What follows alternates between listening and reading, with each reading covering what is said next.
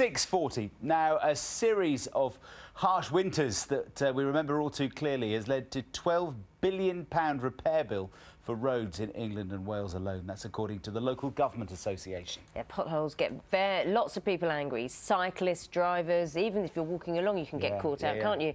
Well, the organisation, which represents English and Welsh councils, is now calling on the government to use some of the money raised by fuel duty to clear the backlog. And the RAC agrees with that. But how concerned are people by potholes? And let's discuss it with Pete Willams, who's from the RAC and joins us now from our Bristol studio. Good morning to you, Pete.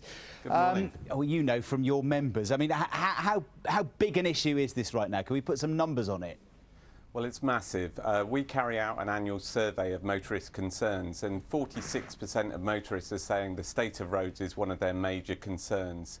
66% of motorists are actually saying that the roads have deteriorated in the last 12 months.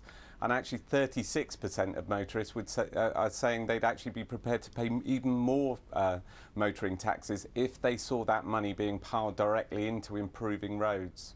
So the Local Government Association is saying today that they want some of the money that we spend on petrol, our fuel tax, to be ring-fenced and used to repair the roads, the potholes instead.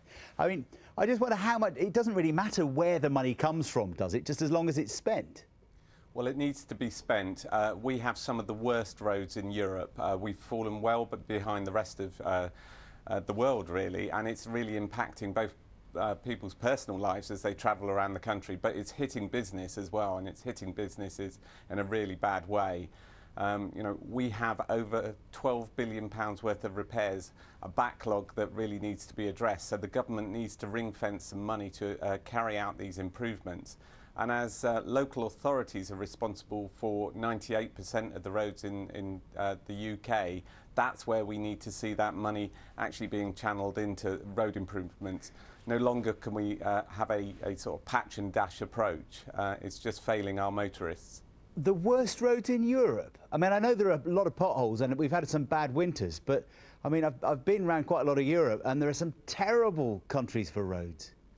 Well, you know, we actually carried out a survey about people's plans for travelling abroad this summer, and actually one of the things that motorists were looking forward to was actually travelling on good quality roads. We really do have a poor state of roads in the UK, and it's essential that money is ring-fenced. 60% of the price we pay at the pump goes to the Treasury, and yet you know, most motorists haven't got a clue how much money is being reinvested in improving roads and actually opening new roads. We get grandiose schemes like HS2, but actually you know, 85% of us actually want to see that money being invested in improving local roads. Well, I tell you, we can give them some figures if people want them, because the government have told us that they're spending more than £24 billion on strategic road network in England. That's between 2010 and 2021. They claim that's the biggest investment in our roads since the 1970s. They've also put a £200 million aside in the pothole fund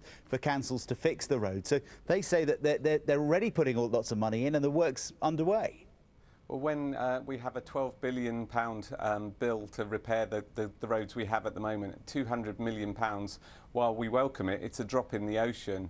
And, you know, that bill actually increased by a £1.5 million last year. So this problem is getting worse and worse. And unless it's tackled head on, and local authorities get the funding to get out and do proper road improvements and repairs now, then the situation is only going to get worse. I wonder if there's something we should be doing with technology, whether there's a smarter way of fixing our roads so we don't get these problems again and again. Are there new substances that we could be using or a better way of filling in the holes? Well, absolutely, there is, and the asphalt industry has come up with some really good improvements to how we can deal with it, and we get many good examples around the country of local authorities who have given priority to fixing the problem. But really, if the money isn't there, then they just have to do a temporary repair and move on.